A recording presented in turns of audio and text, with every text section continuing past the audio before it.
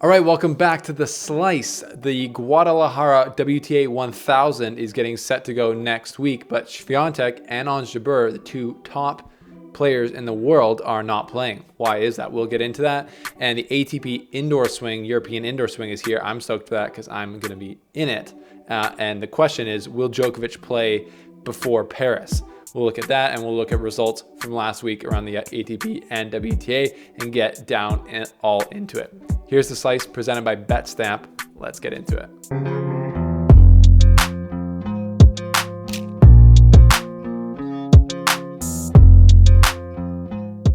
All right, friends of the show, welcome back to The Slice. How the heck are ya? If you haven't yet, make sure you smash the subscribe button, and thanks for liking this video. It helps out the show a lot. The first thing you need to do is subscribe to the Monday Bagel newsletter. The link is below, and it's coming out on Monday. You don't want to miss it. And the second thing is you should download the BetStamp app. They are supporting us through the indoor swing here in Europe, and they are a betting app that is designed to help bettors get more out of their action. So the BetStamp app allows you to line shop for the most valuable odds on each wager and therefore maximizing your potential profit as a bettor. By having multiple sportsbook accounts, you are able to always access the best prices, and BetStamp streamlines this process for users. Hit the link below to download the BetStamp app and join me on the platform. So shout out to BetStamp for supporting tennis and for supporting The Slice. So stay tuned for the Guadalajara draw breakdown. We got some great first round matchups and Genie Bouchard back in action again. We'll talk about that, but let's just break down what happened in the last week here so far. So in WTA 500 in San Diego, Iga Swiatek has rolled to the final. Shocking or not shocking. And she will play either Vekic, who's had an amazing run, or Danielle Collins. But that match is not finished yet, even though it's Sunday. Rain delays. It's been crazy weather in San Diego the whole week. So I think that might be like a Monday finish, but we'll have to stay tuned. And I'm sure it would if the match isn't done yet. It's already Sunday. They're going to finish on Sunday. I don't make them play on Sunday, but I'm not sure exactly.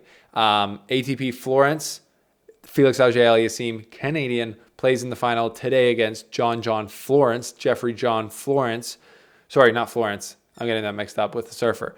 John Wolf, or JJ Wolf. John Florence. That's hilarious. In the final, though. So JJ's had an amazing week. He's been playing like an absolute running back. American running back, just absolutely just destroying the ball. He's had an amazing year. He's gone from 70 in the world to about 75 in the world now. So he's had a crazy year. FAA is definitely going to be the favorite. Trying to get title number 2. Will he do it? He's already won Rotterdam this year. Obviously got the monkey off his back with winning a title. This will be good, though. If he can win this, it'll really help his chances to qualify for the year-end championships in Turin. So big match for Felix today. More pressure on him. We'll see how he handles that. Speaking of pressure, Rublev won ATP Gijon 250. Easily beats Korda in the final for his 12th career title, 4th of the year. So for all the anger that Rublev puts out there, he's had a pretty good year, and he's just a great guy. Beat Dominic Thiem in the semifinals in Thiem's first hardcourt semifinals since the U.S. Open that he won. So good week for Thiem as well there. That was actually a really competitive match, Thiem versus Rublev, and I thought that's a really good sign for Dominic Thiem if you're going toe-to-toe in a pretty close match with a top 10 player in the world. Thiem had a seriously good week there in Gijon, and his goal is going to be able to, I'd say, definitely crack the top 100 by the end of the year. And then 2023 can be a really good year for Thiem, barring any types of injuries. So that's a lot of the action from last week. Let's take a look now at Guadalajara. It's the WTA 1000. Last year it was an ATP 250, and I think Genie Bouchard made the final. So it's with the schedule with China being banned from the WTA, and just a lot of mixing up happening at the end of the year. Guadalajara was also the host to the WTA finals last year. Now it's in Fort Worth, Texas, but now they have a WTA 1000, which is a top level outside of the slams and the finals, happening in Mexico next week. Kind of a depleted draw, though. So no Swiatek and no Jabeur. Also no Kontaveit, but there's like a bunch of different things going on here. So Swiatek is playing in the final, as I said earlier, in San Diego, basically today or tomorrow. But Swiatek's got 10,000 plus points. She's over 10,000 points. She's cruising at the steering wheel at the front of the women's game. So I'm assuming she's just wanting to rest up before the WTA finals. There's really no point in her playing almost if she's feeling tired at the end of the season, which is probably the case after all the domination she's been doing. That makes sense. And then Jabeur's she's almost at 5,000. That's the crazy thing to me is Swiatek's over 10,000 and the second place person, Jabeur, is not even at 5,000 yet. But they're still both comfortably qualified for the year-end finals. And I'm assuming they're just taking this off for rest. Kontaveit is not playing. I guess she's kind of given up on making the year-end finals, just not really had the year at all that she hoped for. The year-end race, though. So only Iga, Ons, and Jessica Pegula now have qualified. So that's 3. So that leaves like 5 spots open. And there's seemingly like 10 or 15 women who could sneak into those last 5 spots.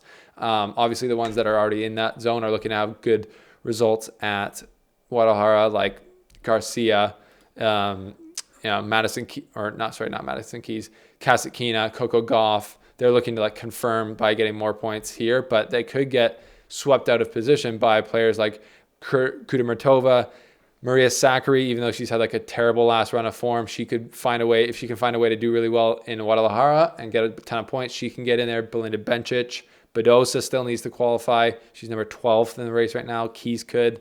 Haddad Maya has had a great year, but still 15th on the list in the race. So there's a lot of women who have a lot of interest in doing well in Guadalajara.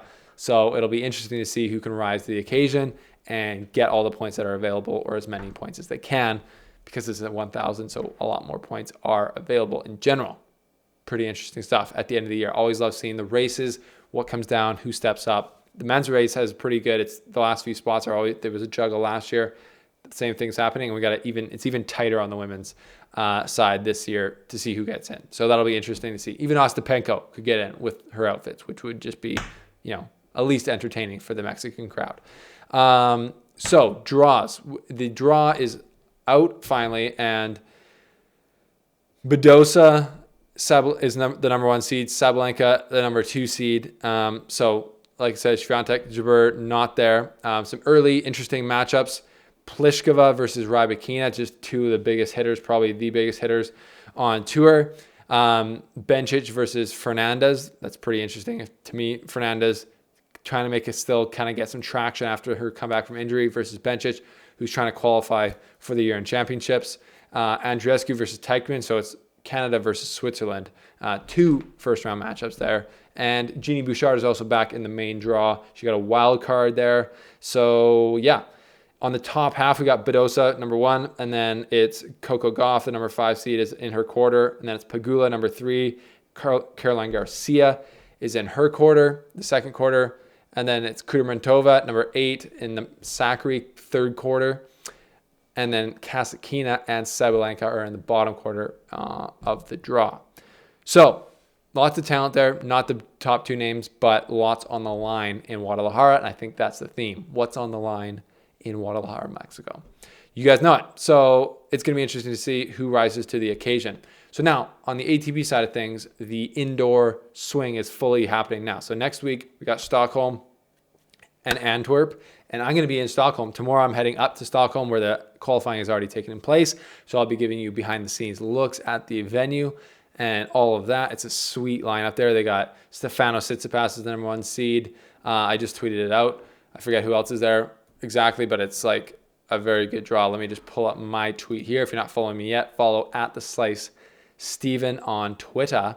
But yeah, it's Tsitsipas number 1 seed, Norrie number 2, TFO number 3, Shapovalov number 4, Demonauer number 5, Dimitrov number 6, Rune number 7, and Tommy Paul, the defending champion, number 8. So excited to be in Stockholm there. And then I'm heading to Basel, where I also have a media pass for the Swiss Indoors Basel. Fortunately, no Federer will be there. And then I'm heading to Paris. Don't know if I have a pass yet for that, but I hopefully will, and I will do everything I can to get it. So I'm interested to see if Djokovic pulls the last minute and enters into Basel, because I heard some rumblings that, since Federer is not playing at Basel, they have extra money for appearance fees, and maybe they'll go try and get they'll go try and get Djokovic to play, but my friend of the show, Sasha Osmo, saying it's not likely. He just won 2 titles. He also doesn't really need money, so we'll see if he's interested in playing or getting his ranking up with more points. We'll see. I don't really have much belief that he's going to be there, but it could happen. So anyways, that's the next swing here on the European indoor swing. I'm super excited for these next 3 weeks. It's going to be content heavy, so make sure you've subscribed. 1, subscribe to the Monday Bagel. 2, follow us on Instagram at The Slice Tennis, and then follow me at The Slice Steven on Twitter, because I'm going to be live tweeting from all the events, courtside, doing interviews. And if you want to get questions sent to the pros and really just support me in my journey here, click the link down below to join Europass on Patreon or become a member of this channel, but I would prefer Patreon, and we will give you lots of behind the scenes looks and put out questions whenever I secure interviews, hoping to get Tsitsipas coming up here on the show. That would be pretty sweet, wouldn't it? So anyways, that's the slice for this week. Guadalajara preview, looking back at the last week and taking a preview of the European indoor hardcourt swing. That's the slice. We'll see you next time here on the show.